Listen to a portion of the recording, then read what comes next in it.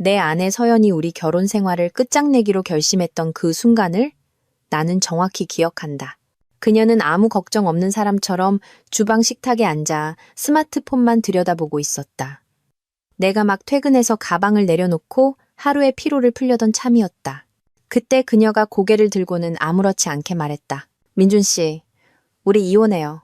어떤 예고도 충격을 완화하려는 어떤 노력도 없었다. 마치 날씨 이야기를 하듯 무심하고 냉정하게 던져진 한마디였다. 나는 순간 얼어붙었다. 내가 잘못 들은 건 아닌지 확신할 수 없었다. 방금 뭐라고 했어? 내 안에서는 폭풍이 휘몰아치고 있었지만 목소리는 애써 침착함을 유지했다. 이혼하자고 했어요. 그녀는 내가 처음 한 말을 이해하지 못하는 바보라도 되는 양. 짜증 섞인 말투로 반복했다. 분노해야 했을까? 아니면 절망해야 했을까? 대신 나는 그녀의 그 뻔뻔함에 할 말을 잃었다. 이혼이라니. 우리가 함께 겪어온 모든 시간들을 뒤로하고 나를 가장 아프게 한 것은 그 이유였다. 그녀는 팔짱을 끼며 말을 이었다. 나 이렇게는 더 못 살아. 제대로 일하고 뭔가 기여하는 사람이랑 살고 싶어. 이건 내가 원했던 삶이 아니야. 나는 눈을 깜빡였다. 일을 안 한다고? 웃음이 터져 나올 뻔했지만 간신히 표정을 유지했다. 나는 수년간 밑바닥부터 시작해 내 커리어를 쌓아왔다. 연봉 6억 원을 벌며 대부분의 사람들이 꿈만 꾸는 미래를 준비해왔다. 하지만 최서연, 그녀는 내 일에 대해 단 한 번도 물어본 적이 없었다. 내가 어떻게 돈을 버는지에 대해 아주 작은 관심조차 보이지 않았다. 그녀는 내가 그저 되는 대로 살며 겨우 입에 풀칠이나 하는 줄 알았던 모양이다. 나는 주방조리대에 기댄 채 그녀를 빤히 쳐다봤다. 그녀는 스스로 옳은 결정을 내리고 있다는 확신에 가득 차 있었다. 알았어. 나는 가방을 내려놓으며 간단하게 말했다. 그녀는 고개를 갸웃했다. 놀란 기색이었다. 알았다고? 그래, 서연아. 네가 이혼을 원한다면 막지 않을게. 그 순간 그녀의 얼굴에 스쳐 지나가는 한 줄기 불안감을 보았다. 하지만 그것도 잠시, 그녀는 금세 내가 익숙해져 버린 그것만 하고 자신만만한 미소로 표정을 바꿨다. 잘 됐네요. 난 이미 변호사랑 이야기도 끝냈으니까 당신 이달 말까지 이 집에서 나가줘요. 내 집에서 나가라니. 이 여자의 배짱은 거의 코미디 수준이었지만 나는 다투지 않았다. 그녀가 나를 원하지 않는다면 나는 떠날 것이다. 일단은 알았어. 나는 대답하고는 2층으로 올라갔다. 등 뒤로 그녀의 시선이 느껴졌다. 내가 폭발하거나 매달리거나 싸우기를 기다리는 눈빛이었다. 하지만 나는 그녀에게 아무것도 주지 않았다. 우리 침실의 프라이버시 속에서 나는 침대 가장자리에 앉아 이 상황을 곱씹었다. 이건 단순히 이혼에 대한 문제가 아니었다. 이건 권력 다툼이었다. 서연은 주도권을 쥐고 싶어 했고 나를 우리 관계의 실패자로 만들고 싶어 했다. 어쩌면 그녀는 내가 자신을 위해 싸우고 다시 한번 기회를 달라고 애원하게 만들 수 있다고 생각했을지도 모른다. 하지만 그녀는 생각만큼 나를 잘 알지 못했다. 그 후 며칠은 수동 공격적인 행동의 향연이었다. 서연은 갑자기 내가 빨래를 개는 방식부터 저녁 시간을 보내는 방법까지 모든 것에 대해 할 말이 많아졌다. 내 취미, 습관, 심지어 커피 내리는 방식까지 비난했다. 마치 나를 악당으로 만들어 자신의 결정을 정당화하려는 듯했다. 그리고 김진우가 있었다. 내 소위 절친이라는 놈. 처음에는 그녀가 그의 이름을 자꾸 언급하는 것에 대해 별 생각을 하지 않았다. 진우가 그러는데, 또는 진우가 추천해줬는데, 하지만 곧 그가 그녀의 눈에 단순한 친구 이상이라는 것이 분명해졌다. 나는 그녀와 대면하지 않았다. 아직 내 패를 보여줄 준비가 되지 않았다. 대신 나는 그녀가 모든 것을 통제하고 있다고 생각하게 내버려뒀다. 내가 바로 코앞에서 벌어지는 일도 눈치채지 못하는 수동적이고 어리숙한 남편이라고 믿게 놔뒀다. 어느 날 저녁, 내가 몇 가지 필수품을 여행 가방에 챙기고 있을 때 서연이 문틀에 기대 팔짱을 낀 채 비웃는 얼굴로 서 있었다. 그래서 어디 가서 지낼지는 정했어? 그녀의 목소리에는 경멸이 뚝뚝 묻어났다. 나는 가방 지퍼를 올리고 그녀를 마주 보았다. 내 걱정은 하지 마, 서연아. 난 아주 잘 지낼 테니까.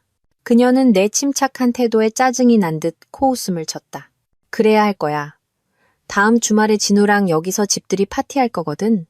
그때까지 당신이 어슬렁거리고 있으면 좀 곤란하잖아. 내 집에서 내 가장 친한 친구와 함께 집들이 파티를? 그 대담함은 거의 감탄스러울 정도였다. 걱정 마. 나는 가방을 어깨에 매며 말했다. 그 전에 훨씬 먼저 사라져 줄 테니. 그녀를 지나쳐 걸어갈 때 그녀의 의기양양한 미소를 언뜻 보았다. 그녀는 자신이 이겼다고 생각했다. 내가 패배감에 젖어 꼬리를 말고 도망친다고 생각했다. 하지만 서연이 깨닫지 못한 것이 있었다. 그녀는 방금 도화선에 불을 붙일 성냥을 내 손에 쥐어주었다는 것을. 그녀가 모든 것을 불태우고 싶어 한다면 나는 기꺼이 그렇게 하도록 내버려 둘 것이다. 그리고 그 불길이 그녀와 진우, 둘 모두를 삼키는 것을 지켜볼 것이다. 때때로 최고의 복수는 소리치거나 싸우는 것이 아니다. 그것은 침묵이다. 인내다. 상대방이 스스로 무덤을 파는 동안 조용히 그들을 묻을 준비를 하는 것이다. 그리고 믿어도 좋다. 나는 이제 막 시작했을 뿐이었다. 배신이란 교활한 것이다. 팡파르나 불꽃놀이와 함께 자신의 등장을 알리지 않는다. 아니, 그것은 평범한 대화와 무해한 몸짓으로 위장한 채 조용히 스며든다. 그러다 어느 날 잠에서 깨어났을 때 당신이 견고하다고 믿었던 모든 것이 조금씩 갉아먹혔다는 사실을 깨닫게 된다. 서연의 이혼 요구는 첫 번째 균열이었다. 그 뒤를 이은 것은 내가 그녀와 진우에 대해 안다고 생각했던 모든 것의 꾸준한 붕괴였다. 그래, 진우, 내 가장 친한 친구. 적어도 수년 동안 그 칭호를 가졌던 남자. 나는 진작 알아차렸어야 했다. 하지만 뒤늦은 깨달음은 잔인한 동반자일 뿐이다. 처음에는 미묘했다. 서연은 평소보다 진우의 이름을 더 자주 언급하기 시작했다. 진우가 그러는데, 또는 진우가 추천해줬는데, 그녀는 저녁 식사 자리에서 아무렇지 않게 말하곤 했다. 나는 별 생각 없이 고개를 끄덕였다. 어쨌든 그는 우리 둘 모두에게 가까운 친구였으니까. 하지만 몇 주가 지나면서 그의 이름은 우리 대화에 더 자주, 그리고 내 속을 뒤틀리게 만드는 어떤 온기를 담아 스며들었다. 첫 번째 진짜 위험 신호는 어느 토요일 오후에 왔다. 서연은 진우와의 점심 식사에서 막 돌아온 참이었다. 그녀는 웃고 있었고 두 뺨은 내가 몇 년 동안 보지 못했던 방식으로 상기되어 있었다. 뭐가 그렇게 재미있냐고 묻자 그녀는 그냥 진우가 한 말 때문에 당신은 이해 못할 거야 라며 손을 내저었다. 내가 이해 못한다고? 언제부터 내가 우리 결혼 생활에 외부인이 되어 안을 들여다보는 신세가 되었을까? 그 답은 내가 인정하고 싶었던 것보다 훨씬 이전부터였다는 것을 깨달았다. 나는 더 많은 것을 알아차리기 시작했다. 교활한 미소를 지으며 카톡을 보내고는 재빨리 폰을 잠그는 그녀. 진우와 약속이 있을 때마다 갑자기 더 차려입는 모습. 그들은 그냥 친구일 뿐이라거나 내가 너무 예민하게 군다는 변명들. 예민하다는 말은 죄책감을 느끼는 모든 사람이 비난을 전가하기 위해 가장 좋아하는 단어다. 그래도 나는 여전히 그녀와 대면하지 않았다. 그래봐야 무슨 소용이 있겠는가. 그녀는 부인할 것이고 내가 남자친구를 사귀는 아내를 감당하지 못하는 편집증적인 남편으로 보이도록 이야기를 왜곡할 뿐이었다. 그래서 나는 내가 눈뜬 장님이라고 내 삶에 너무 몰두한 나머지 그녀의 삶이 무너져 내리는 것을 눈치채지 못한다고 생각하게 내버려뒀다. 진짜 결정타는 진우가 초대도 없이 내 집에 나타났을 때였다. 나는 서연이 친절하게도 요구한 대로 내 인생을 여행 가방에 꾸려놓고 있는 중이었다. 그때 초인종 소리가 들렸다. 문을 열자 늘 자신감 넘치는 진우의 미소와 마주쳤다. 그는 초대받기를 기다리지도 않고 안으로 들어섰다. 민준아, 그는 마치 우리가 여전히 가장 친한 친구인 것처럼 말했다. 요즘 어때? 나는 그를 쏘아보았다. 내 몸의 모든 인내심이 한계까지 팽팽해졌다. 무슨 일이야? 진우야? 나는 목소리를 평탄하게 유지하며 물었다. 그는 벽에 기대어 태어나고 매력적인 척했다. 그냥 잘 지내나 보러 왔지. 서연이한테 네가 이사 간다고 들어서 혹시 도움이 필요할까 하고. 내 인생으로 말 그대로 이사 들어오고 있는 남자에게서 도움을? 그 뻔뻔함은 거의 감탄스러울 지경이었다. 나 혼자 할 수 있어. 나는 퉁명스럽게 대답하고는 다시 짐 싸는 일로 돌아갔다. 진우는 서성였다. 내가 곁눈질로 보니 그의 머릿속에서 잔꾀가 굴러가는 것이 보였다. 그는 단지 안부를 확인하러 온 것이 아니었다. 그는 과시하러, 자기 영역을 표시하러 온 것이었다. 있잖아. 그는 아마도 진심으로 들릴 거라고 생각했을 목소리 톤으로 말했다. 이게 너한테 힘든 일이란 거 알아. 하지만 살다 보면 이런 일도 있는 거지. 인생은 예측 불가능하잖아. 이런 일도 있는 거라고. 나는 그를 완전히 마주보며 되뇌었다. 나는 천천히 한 걸음 더 다가가 그가 내 눈을 마주치게 만들었다. 그래, 진우야. 살다 보면 이런 일도 있지. 그리고 가끔은 자기가 한 짓이 부메랑처럼 자신에게 돌아오기도 하고. 처음으로 그는 흔들렸다. 자신만만하던 미소가 흔들리더니 불확실함과 비슷한 무언가로 바뀌었다. 나는 그가 정신을 차리기를 기다리지 않고 다시 여행 가방으로 몸을 돌려 사실상 그를 무시했다. 넌 항상 쿨한 녀석이었잖아. 민준아. 그는 어색하게 문 쪽으로 물러서며 말했다. 나쁜 감정은 없는 거지? 응? 나는 대답하지 않았다. 침묵은 강력한 것이다. 특히 누군가가 필사적으로 반응을 원할 때 진우는 더 이상 말없이 떠났고 그의 차가 길 아래로 사라지자 나는 나도 모르게 참고 있던 숨을 내쉬었다. 그날 밤 곧 더 이상 내 것이 아니게 될 침대에 누워 지난 몇 달간의 사건들을 되짚었다. 놓쳐버린 신호들, 거짓말, 배신. 나는 화를 낼 수도 있었고 그들 둘과 맞서 답을 요구할 수도 있었다. 하지만 그래서 뭘 얻을 수 있을까? 그들은 이미 나를 무관한 존재, 그들의 이야기 속 각주 정도로 치부해버렸다. 하지만 그들이 깨닫지 못한 것은 내가 그들이 생각하는 수동적이고 어리숙한 남편이 아니었다는 점이다. 나는 주의를 기울이고 있었고 머릿속에 기록을 남기고 있었으며 조심스럽게 나의 다음 단계를 계획하고 있었다.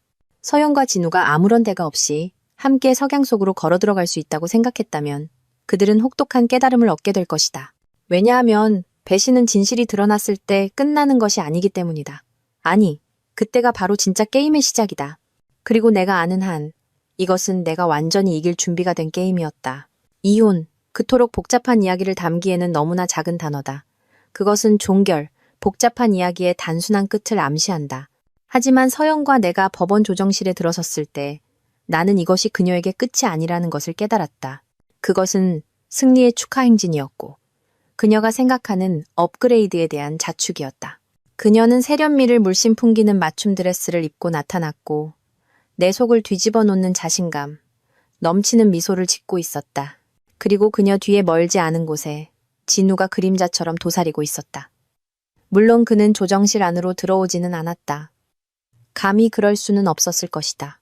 하지만 그가 그곳에 있었다는 사실만으로도 내가 알아야 할 모든 것을 말해주고 있었다. 서연은 단지 나와 이혼하는 것이 아니었다. 그녀는 자신의 배신을 마치 명예훈장처럼 과시하고 있었다. 민준 씨, 우리 이거 질질 끌지 말자고요. 우리가 협상 테이블에 마주 앉았을 때 그녀가 말했다. 이게 필요 이상으로 힘들어지는 건 원치 않아요. 필요 이상으로 힘들어지는 것. 그 아이러니를 모를 리 없었다. 그녀는 이미 모든 것을 힘들게 만들어 놓았다. 수년간의 결혼 생활을 낡아빠진 양탄자처럼 짓밟아버리고는 교체하기를 손꼽아 기다리고 있었다. 나도 그럴 생각 없어. 나는 동요하지 않고 그녀의 시선을 맞추며 차분하게 대답했다. 변호사는 그녀가 원하는 조건을 나열했다. 그녀는 집 아파트, 가구 일부, 그리고 그녀가 생각하는 내 보잘것없는 저축의 일부를 원했다. 그녀는 아마 내가 싸우거나 어쩌면 더 나은 조건을 위해 애원할 것이라고 생각했을 것이다. 하지만 나는 꿈쩍도 하지 않았다. 나는 모든 조건에 동의했고 주저없이 각 서류에 서명했다. 서연은 혼란스러운 듯 나를 향해 눈을 깜빡였다. 이거 전부 다 괜찮다고요? 안 될 게 뭐 있어? 나는 가벼운 톤을 유지하며 물었다. 그냥 물건일 뿐이야, 서연아. 네가 가져. 순간 그녀의 표정에 의심이 스치는 것을 보았지만 그녀는 금세 거만한 미소로 그것을 덮었다. 그녀는 자신이 이겼다고 중요한 모든 것을 가지고 떠난다고 생각했다. 그녀가 몰랐던 것은 그 집은 애초에 내 소유가 아니었다는 점이다. 그것은 내 이름으로 된 월세집이었고 내가 몇 년 전 프리랜서 일을 처음 시작했을 때 작업 공간으로 사용하던 곳이었다. 그리고 그녀가 한몫 챙겨간다고 생각했던 저축은 내 자산의 극히 일부에 불과했다. 진짜 돈은 그녀가 존재조차 모르는 투자 계좌들에 안전하게 숨겨져 있었다. 서류의 서명이 끝나고 절차가 마무리되자 서연은 만족스러운 듯 의자의 등을 기댔다. 우리가 이렇게 어른스럽게 처리할 수 있어서 다행이네요. 그녀는 거들먹거리는 말투로 말했다. 나는 그저 웃음을 참으며 고개를 끄덕였다. 일주일 후 나는 내 물건들을 챙겨 그녀가 그토록 간절히 원했던 그 집을 떠났다. 나는 그녀가 요구한 모든 것을 남겨두었다. 가구, 장식품, 심지어 그녀가 한 번도 제대로 사용한 적 없는 비싼 주방 기구들까지도 그 어떤 것도 가져갈 가치가 없었다. 그녀가 전리품을 갖도록 내버려 둬라. 물론 진우는 지체 없이 이사 들어왔다. 한 이웃이 그가 상자를 집 안으로 옮기는 사진을 문자로 보내주었다. 서연은 현관에 서서 그 똑같은 거만한 미소를 얼굴에 띈 채였다. 그들은 아마도 자신들의 완벽한 작은 삶을 함께 만들어가고 있다고 생각했을 것이다. 바로 그들 너머에서 폭풍이 몰아치고 있다는 사실은 전혀 모른 채 서연이 몰랐던 것은 내가 이혼 훨씬 전부터 그녀와 진우의 불륜 증거를 모으기 시작했다는 사실이다. 사진, 문자, 메시지, 심지어 인근 호텔에서의 잦은 점심 식사를 보여주는 GPS 기록까지. 나는 이혼 절차를 뒤엎기 위해 그것을 사용할 수도 있었지만 그러지 않기로 결정했다. 왜냐고? 법정에서 이 일을 질질 끄는 것은 그저 드라마를 연장시킬 뿐이었고 나는 그보다 훨씬 더 만족스러운 것을 원했기 때문이다. 나는 인과응보가 제 길을 가기를 원했고 그것이 실현될 때 맨 앞줄에서 구경하고 싶었다. 그 후 몇 주 동안 나는 새로운 삶에 정착했다.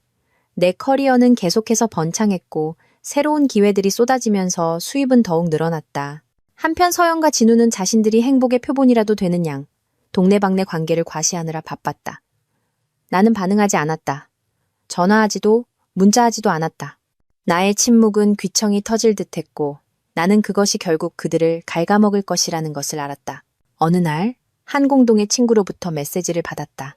민준아, 서연이가 집들이 파티하는 거 알아? 그녀랑 진우 진짜 제대로 시작하나 봐. 나는 속으로 낄낄 웃었다. 물론 그럴 것이다. 서연은 다른 사람들의 인정을 필요로 하고 성공의 환상 속에서 번성하는 유형의 사람이었다.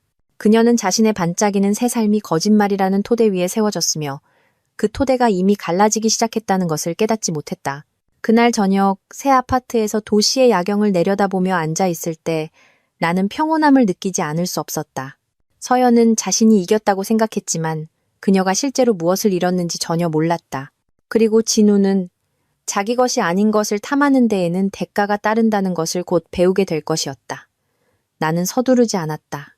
결국 복수는 차갑게 식혀서 먹어야 제맛인 요리다. 그리고 나는 이제 막 시작했을 뿐이었다.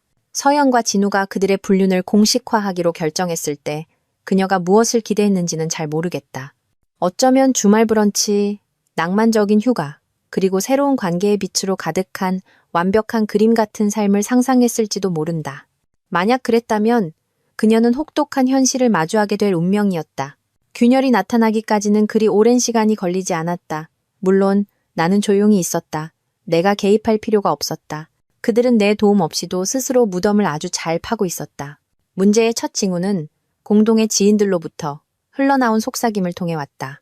내 친구 중 한 명이 서연과 진우가 이미 그들의 새로운 꿈 같은 삶을 유지하는 데 어려움을 겪고 있다고 언급했다. 그녀가 온갖 저녁 파티를 열면서 과시하려고 애쓰는데 듣자 하니 진우가 돈을 너무 많이 써서 공과금도 밀렸다더라. 나는 놀라지 않았다. 진우는 항상 노력 없이 라이프 스타일만 원하는 그런 종류의 남자였다. 그는 비싼 정장, 번쩍이는 차, 그리고 고급 레스토랑을 좋아했지만 그것을 유지할 수 있는 절제력이나 수입은 없었다. 서연은 재정적 안정을 버리고 실속은 없고 겉만 번지르르한 남자를 택했다는 것을 깨닫지 못한 모양이었다. 그리고 그들의 다툼에 대한 소문도 있었다. 그들은 모두가 생각하는 그런 커플이 아니었다. 사람들은 그들의 월세집 벽을 뚫고 들려오는 고함 소리에 대해 이야기했다. 그래, 월세집. 서연이 이혼 소송에서 차지했다고 그 토지로 거만해했던 그 집은 사라졌다. 그녀는 유지비를 감당할 수 없다는 것을 깨닫고 그 집을 팔아야만 했다. 어느 날 옛 이웃에게서 전화가 왔다. 민준 씨 믿기지 않을 거예요. 그녀는 웃음을 거의 참지 못하며 말했다. 오늘 아침에 서연이랑 진훈의 집에 집주인이 문을 두드리고 난리도 아니었어요. 월세가 밀렸대요. 나는 의자의 등을 기대며 미소가 번지는 것을 느꼈다. 오, 얼마나 밀렸는데요? 3달이요. 그녀가 말했다. 아무렇지 않은 척 하는데 힘들어하는 게 다 보여요. 그야말로 시적인 정의였다. 그들이 배신 위에 그토록 자랑스럽게 세운 삶이 그들 자신의 오만의 무게에 짓눌려 무너져 내리고 있었다. 한편 나는 내 자신의 삶에 집중했다. 이혼 후 내 수입은 기하급수적으로 늘었고 나는 새로운 프로젝트와 기회들로 그 어느 때보다 바빴다.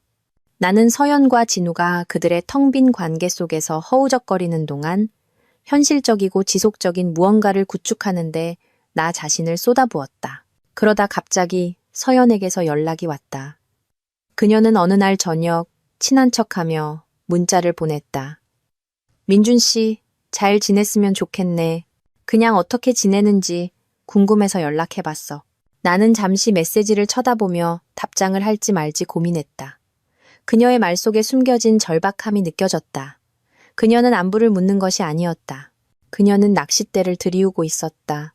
그래도 나는 장단을 맞춰주기로 했다. 난 아주 잘 지내, 서연아. 사업도 잘 되고. 넌 어때? 그녀의 답장은 빠르게 왔다. 아, 알잖아. 진우랑 나는 잘 지내. 재정적으로 좀 빠듯하긴 한데 어떻게든 버티고 있어. 나는 거의 웃을 뻔했다. 버티고 있다고? 그건 너무 관대한 표현이었다. 진짜 결정타는 일주일 후에 왔다. 내가 고객 미팅을 마치고 나오는데 건물 밖에서 기다리고 있는 서연을 발견했다. 그녀는 달라 보였다. 피곤하고 스트레스에 지쳐 있었으며 예전처럼 말끔하지 않았다. 민준 씨. 그녀의 목소리에는 내가 몇 년 동안 그녀에게서 들어보지 못했던 무언가, 바로 불확실함이 묻어 있었다. 나는 중립적인 표정을 유지하며 그녀에게 다가갔다. 서연아, 여긴 어쩐 일이야? 그녀는 망설이며 지갑끈을 만지작거렸다. 나 얘기 좀 하고 싶어서, 요즘 너무 힘들어서 혹시 우리 만나서 얘기라도 할 수 있을까 해서. 만나서 얘기하자고. 나는 그녀가 무엇을 원하는지 정확히 알고 있었지만 쉽게 만들어줄 생각은 없었다. 내가 좀 바빠서. 나는 말했다. 하지만 상황이 나아지길 바랄게. 그녀는 억지 미소를 지었지만 그 밑에 있는 그녀를 볼 수 있었다. 내가 걸어갈 때 나는 만족감을 느끼지 않을 수 없었다. 이것이 바로 인과응보의 정수였다. 서영과 진우는 더 나은 것을 위해 바꾼다고 생각했지만 그들은 자신들의 선택의 대가를 깨닫지 못했다. 이제 그들은 감당할 수 없는 삶에 갇혀 허울을 유지하기 위해 발버둥치는 동안 벽은 그들 주위로 좁혀오고 있었다. 가장 좋은 점은 내가 손가락 하나 까딱할 필요가 없었다는 것이다. 그들은 스스로 이 모든 일을 자초했고 나는 그들이 뿌린 대로 거두는 것을 멀리서 지켜보는 것에 만족했다. 그들의 완벽한 작은 세상은 산산조각 나고 있었고 나는 아직 복수를 시작하지도 않았다. 복수라는 것의 묘미는 항상 요란할 필요가 없다는 데 있다. 때로는 가장 달콤한 승리는 한마디도 할 필요 없는 승리다.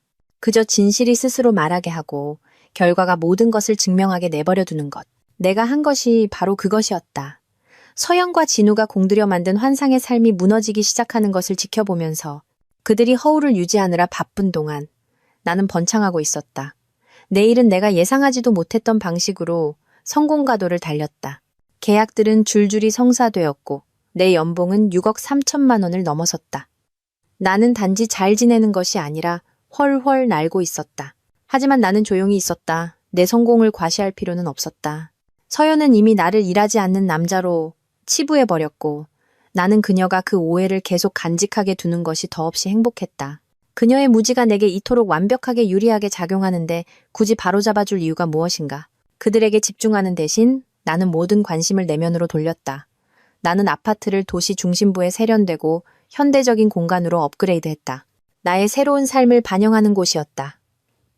바닥부터 천장까지 이어지는 창문, 스마트 기술, 그리고 숨막힐 듯 아름다운 스카이라인 뷰. 그것은 내 자신의 노력으로 지어진 집이었고 지난 집을 더럽혔던 쓰라림과 배신으로부터 자유로웠다. 내 하루는 회의, 프로젝트, 그리고 나를 날카롭게 유지하고 몰입하게 만드는 기회들로 가득 찼다. 밤은 나 자신을 위한 시간이었다. 나는 더 자주 외출하고 옛 친구들과 다시 연락하고 새로운 친구들을 사귀기 시작했다. 삶은 더 가볍고 더 자유롭고 잠재력으로 가득 차 있었다. 물론 서연이 완전히 사라진 것은 아니었다. 때때로 나는 그녀와 진우의 최근 어려움에 대한 문자나 공동지인들을 통해 소식을 듣곤 했다.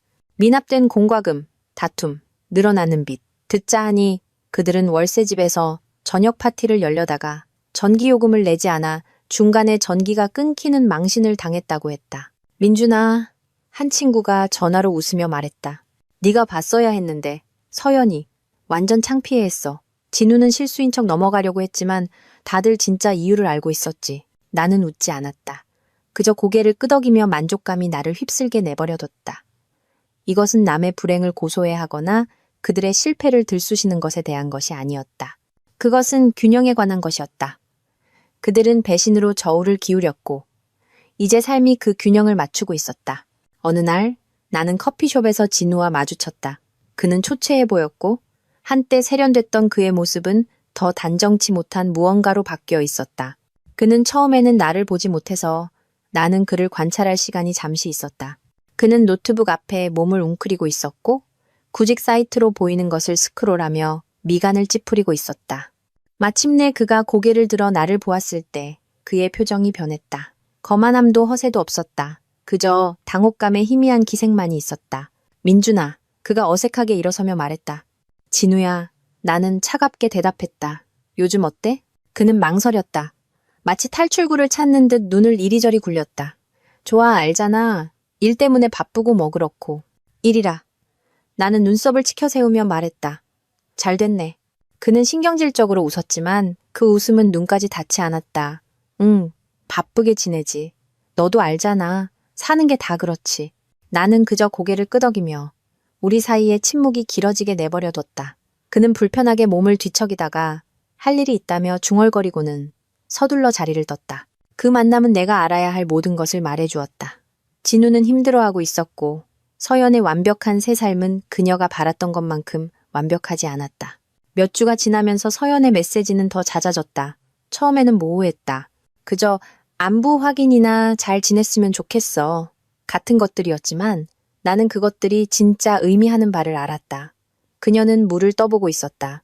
내가 그녀를 도와줄 의향이 있는지 가늠하려는 것이었다. 나는 대부분의 메시지를 무시했다. 내가 답장한 몇 개는 짧고 정중했으며 그녀에게 아무런 빌미도 주지 않았다. 그녀의 메시지가 더 직접적으로 변하기까지는 오래 걸리지 않았다. 민준 씨, 우리 사이에 여러 일이 있었던 거 알지만 지금 나한테 정말 친구가 필요해. 친구라니. 그 아이러니를 모를 리 없었다.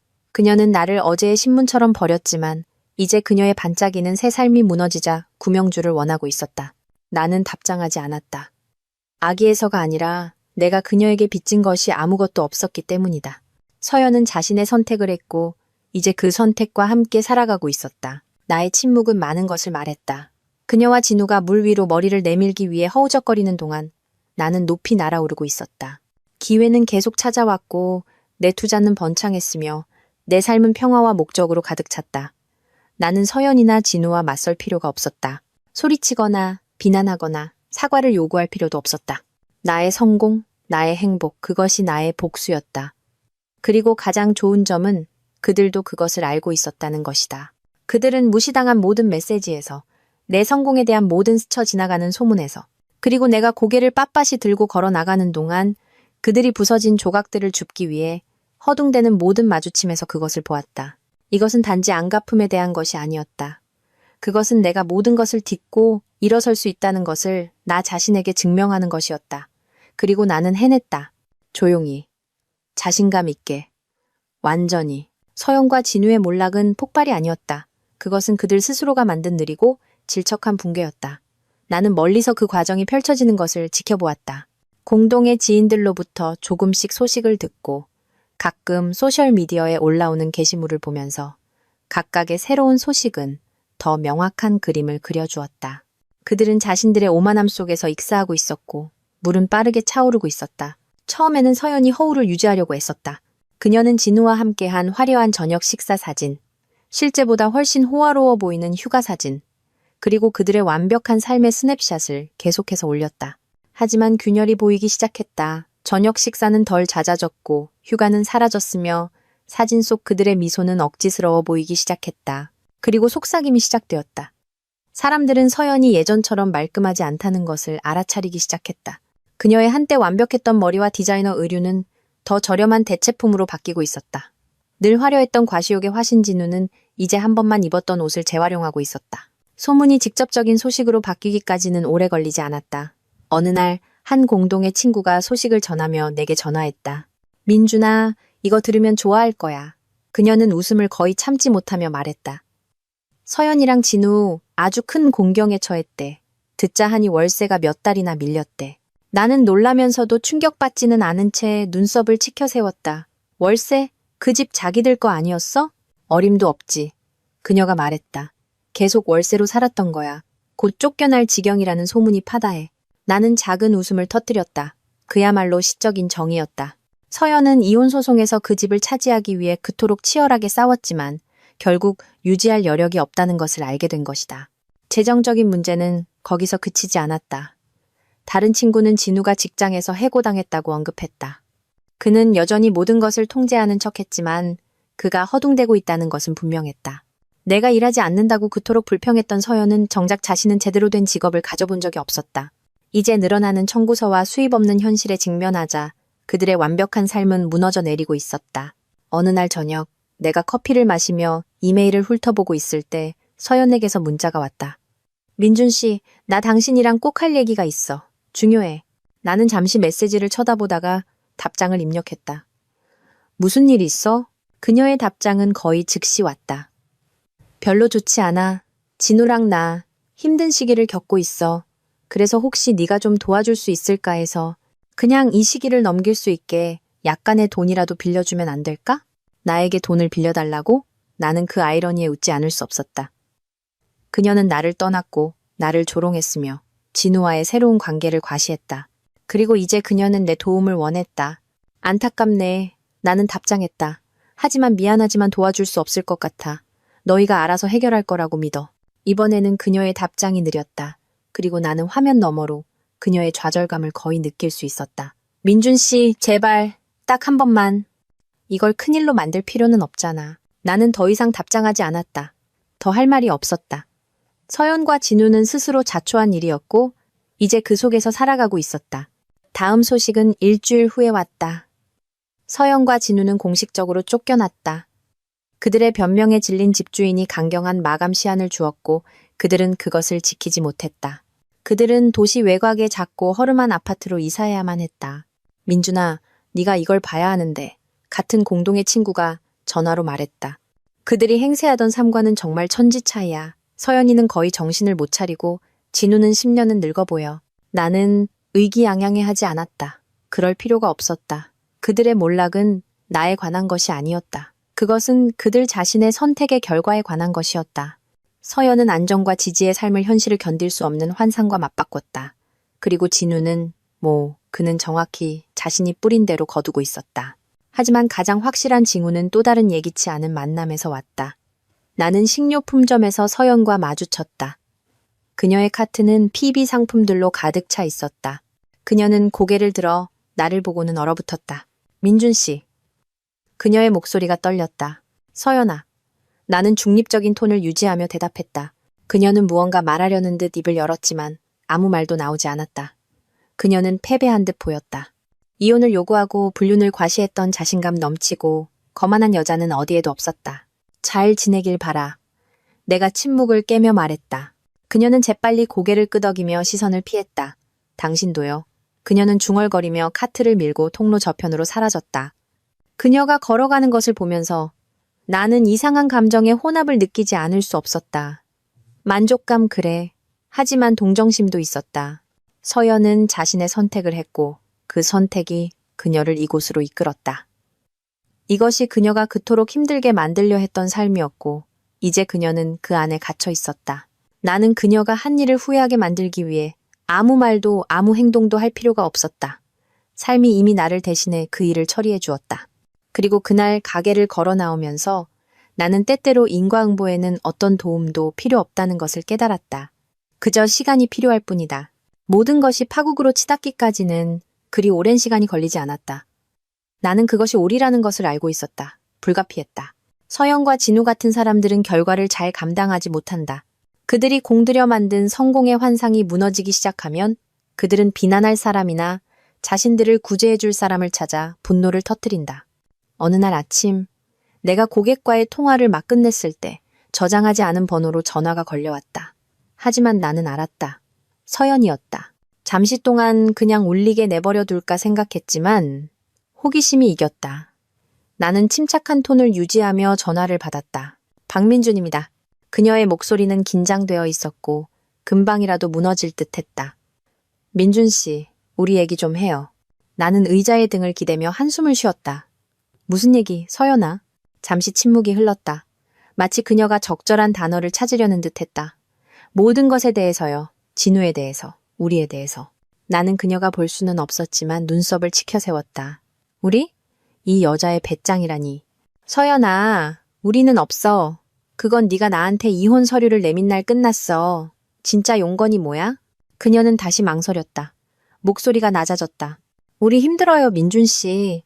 모든 일이 있고 나서 쉽지 않았어요. 그냥 우리가 얘기 좀 할 수 있을까 해서요.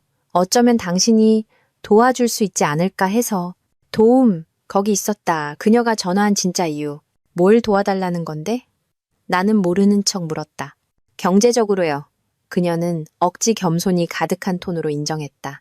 그냥 우리가 다시 일어설 수 있게 돈 좀 빌려주면. 나는 웃음을 터뜨리지 않을 수 없었다. 서연아, 넌 내가 부족하다고, 내가 충분히 열심히 일하지 않거나 돈을 많이 벌지 못한다고 생각해서 날 떠났어. 그런데 이제 와서 네가 만든 엉망진창을 내가 치워달라고? 그녀의 목소리가 날카로워졌다. 방어적인 태도가 스며들었다. 당신은 이해 못해요. 진우랑 나 그냥 힘든 시기를 겪고 있는 것뿐이에요. 힘든 시기? 나는 그녀의 말을 잘랐다. 서연아, 넌 네 선택을 했어. 넌 진우가 더 나은 선택이라고 생각해서 그를 위해 날 떠났잖아. 근데 이제 와서 나한테 뒤처리를 해달라고? 어림도 없는 소리. 그녀는 항의하기 시작했지만 나는 그녀가 말하게 두지 않았다. 넌 자유로워지고 싶어 했잖아. 서연아. 나로부터 자유롭고 내 야망 부족으로부터 자유롭고. 그러니 그 자유를 즐겨. 난 네 안전망이 될 생각 전혀 없으니까. 나는 그녀가 대답하기 전에 전화를 끊었다. 다음 만남은 전화가 아니었다. 직접 대면이었다. 일주일 후 서연이 예고도 없이 내 사무실에 나타났다. 그녀는 헝클어진 모습이었고 한때 세련됐던 외모는 훨씬 더 절박한 무언가로 바뀌어 있었다. 민준 씨. 그녀는 내 비서의 제지를 무시하고 사무실로 들어서며 말했다. 우리 얘기 좀 해야 해요. 나는 의자의 등을 기대 팔짱을 꼈다. 2분 줄게. 요점만 말해. 그녀는 자신과 진우에게 상황이 얼마나 어려웠는지, 세상이 그들에게 얼마나 불공평했는지, 그리고 자신은 단지 작은 부탁을 하는 것뿐이라는 식의 장광설을 늘어놓기 시작했다. 서연아, 내가 말을 끊었다. 넌 내 결정을 내렸어. 넌 내 인생을 업그레이드한다고 생각하며 진우를 위해 날 떠났지. 그거 지금 어때? 그녀의 얼굴이 붉어졌다. 분노와 당혹감이 그녀의 표정에 뒤섞였다. 민준 씨, 내가 당신에게 상처 준 거 알아요. 하지만 그렇게 잔인하게 굴 필요는 없잖아요. 난 당신이 이것보다는 나은 사람인 줄 알았는데. 이것보다 나은 사람? 나는 웃었다. 넌 내가 실패자라고 생각했잖아, 서연아. 내가 부족하다고 생각했잖아. 근데 이제 와서 네 완벽한 인생이 그렇게 완벽하지 않으니까. 나한테 도움을 구걸하러 온 거야? 난 너한테 빚진 거 없어. 바로 그때 마치 우주가 요점을 강조하고 싶기라도 한 듯 진우가 들어왔다. 그는 그녀를 따라온 게 틀림없었다. 그의 타이밍은 우연이라고 하기엔 너무 완벽했다. 그는 서연보다 더 심각해 보였다. 단정치 못하고 스트레스에 찌들었으며 명백히 자신의 능력 밖의 상황에 처해 있었다. 민준아. 그는 아무렇지 않은 척 말하려 했지만 목소리가 떨렸다. 우리 남자 대 남자로 얘기 좀 할까? 나는 일어서서 책상 주위를 걸어 그와 마주섰다. 남자 대 남자? 나는 되물었다. 네가 내 등 뒤에서 내 아내랑 자면서 나랑 얘기했던 그런 방식 말이야? 집어치워 진우야. 그는 움찔했지만 계속 밀어붙였다. 봐봐, 우리가 실수를 했어. 하지만 서연이랑 나 지금 힘든 상황이야. 그래서 혹시 네가 우리를 좀 도와줄 수 있을까 해서 그냥 조금만 빌려주면. 나는 다시 웃으며 고개를 저었다. 기가 막히네. 넌 날 배신하고 거짓말하고 이제 와서 나한테 구제해달라고? 그 배짱 하나는 인정해줄게. 진우의 얼굴이 붉어졌다. 그의 손이 옆에서 주먹으로 말렸다. 그렇게 재수없게 굴 필요는 없잖아. 민준아. 나는 더 가까이 다가갔다. 내 목소리는 낮았지만 단호했다. 난 너한테 빚진 거 없어, 진우야. 네가 자초한 일이야. 이제 그 속에서 살아. 응. 서연이 손을 내밀었다. 그녀의 목소리는 애원하고 있었다. 제발요, 민준 씨. 우리 절박해요. 나는 그녀에게로 몸을 돌렸다. 내 목소리는 침착했지만 차가웠다. 절박함이 배신을 지우지는 않아. 서연아. 너희 둘 다 자신의 선택을 했고 이제 그 선택과 함께 살아가고 있는 거야. 이 대화는 끝났어. 다른 말 없이 나는 문으로 걸어가 문을 열고 그들이 나가라는 몸짓을 했다. 그들은 잠시 멍하니 서 있다가 고개를 숙인 채 비틀거리며 밖으로 나갔다. 그들 뒤로 문이 닫히자 나는 어떤 종결감을 느꼈다. 그들은 나를 조종하고 죄책감을 느끼게 해서 그들을 돕게 할 수 있다고 생각했다. 하지만 나는 더 이상 그들이 알던 그 남자가 아니었다. 이것은 단지 복수에 관한 것이 아니었다. 이것은 당당히 서서 내 가치를 알고 나를 배신한 사람들이 나를 끌어내리도록 허락하지 않는 것에 관한 것이었다. 그리고 다시 책상에 앉았을 때 나는 미소 짓지 않을 수 없었다. 그들은 나를 부쉈다고 생각했다. 대신 그들은 나를 자유롭게 했다. 배신의 아름다움은 그것이 스스로에게 등을 돌리는 경향이 있다는 것이다. 진우와 서연은 함께 뭉쳐서 자신들이 만든 혼란을 벗어날 수 있다고 생각했지만 그들 관계의 균열은 걷잡을 수 없는 파열로 커지기 시작했다.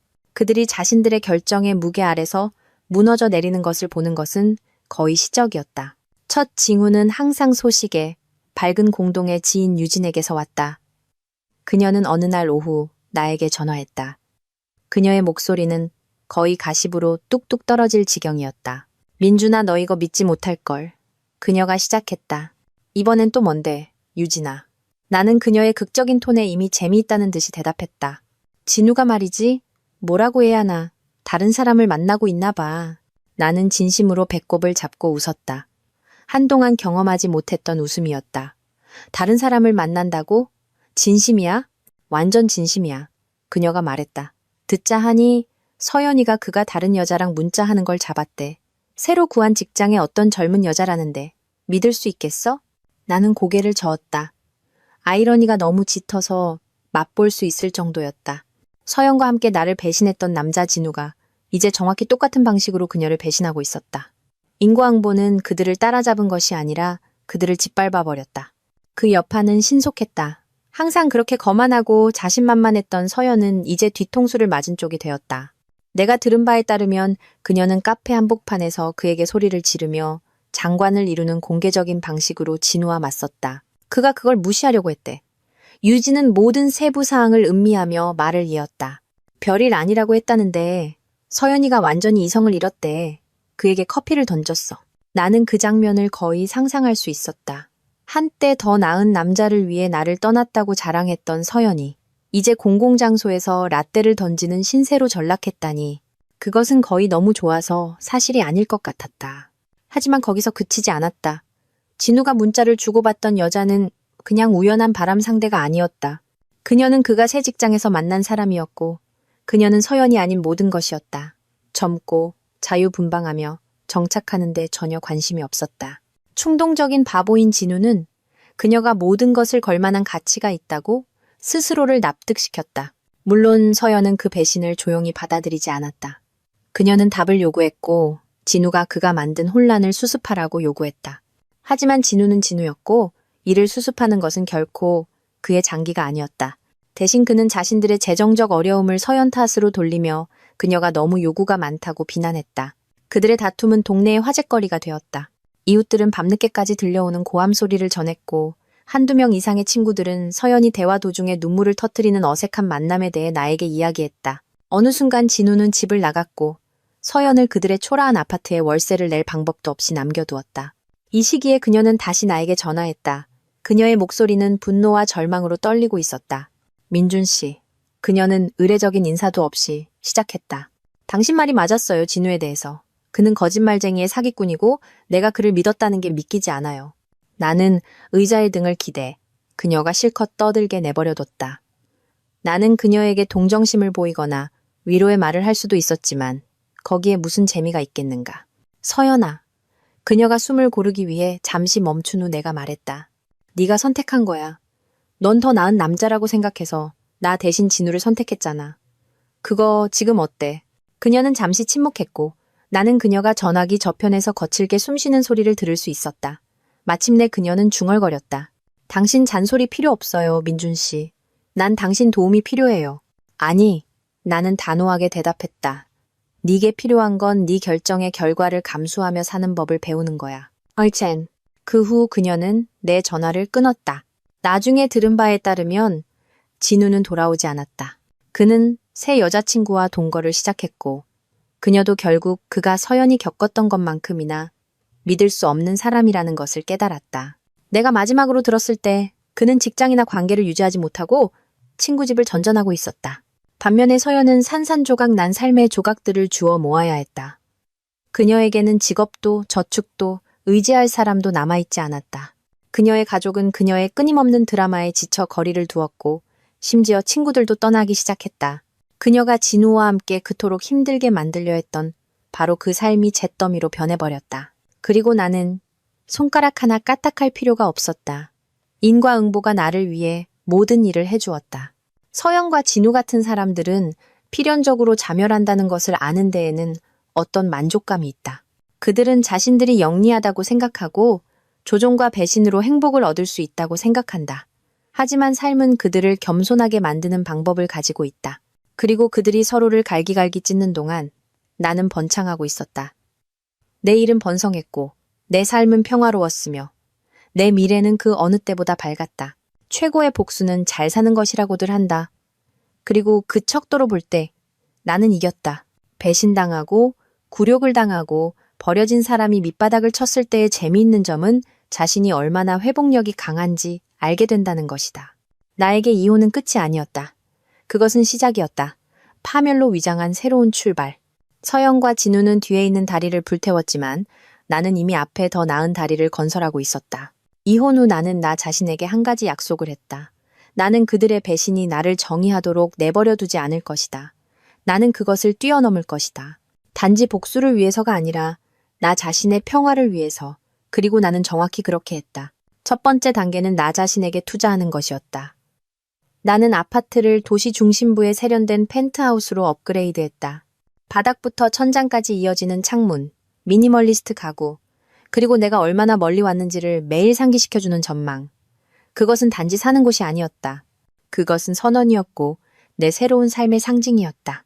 이미 안정적이었던 내 커리어는 내가 상상하지도 못했던 방식으로 번성하기 시작했다. 서연의 끊임없는 비판과 진우의 뒤통수 치는 스트레스에서 벗어나자 나는 새로운 집중력으로 내 일에 몰두했다. 고객들이 알아봤고 새로운 계약이 쏟아졌다. 내 연봉은 7억 원을 돌파하며 계속 상승했다. 그리고 예상치 못한 기회들이 있었다. 내 분야에서의 전문성과 명성은 강연, 파트너십, 그리고 투자 제안으로 이어졌다.